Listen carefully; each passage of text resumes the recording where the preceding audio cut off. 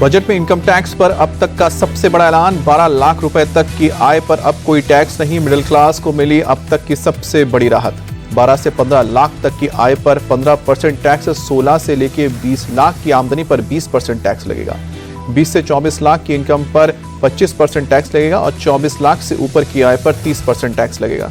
वित्त मंत्री ने कहा कि इनकम टैक्स में बड़ा बदलाव होगा। अगले हफ्ते सरकार लोकसभा में इनकम टैक्स बिल पेश करेगी। सरकार ने इनकम टैक्स पर नया कानून बनाने का ऐलान किया है। अगले हफ्ते बिल पेश होगा। केवाईसी की प्रक्रिया को भी आसान किया जाएगा। नए इनकम टैक्स बिल पर वित्त मंत्री ने कहा कि नए बिल से मध्यम वर्ग को फायदा होगा। इसमें दंड की जगह न्याय पर जोर होगा। वरिष्ठ नागरिकों को टैक्स में छूट मिलेगी। बजट में सरकार ने बुजुर्गों के लिए टैक्स डिडक्शन की सीमा 50,000 से बढ़ाकर अब 1 लाख रुपए कर दी है। बजट में टीडीएस की सीमा बढ़ाई गई है। 6 लाख रुपए तक अब टीडीएस नहीं लगेगा और टीसीएस की सीमा भी 7 लाख से बढ़ाकर अब 10 लाख रुपए कर दी गई है।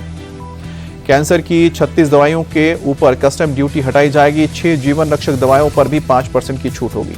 बजट में सरकार ने 200 कैंसर सेंटर खोलने का ऐलान किया है। सभी जिला अस्पताल में डे केयर कैंसर सेंटर भी खुलेंगे।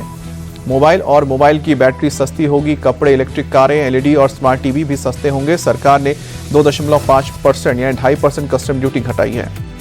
चुनावी राज्य बिहार के लिए बजट में कई बड़े ऐलान। पटना एयरपोर्ट की क्षमता बढ़ाई जाएगी। 3 नए एयरपोर्ट बनेंगे।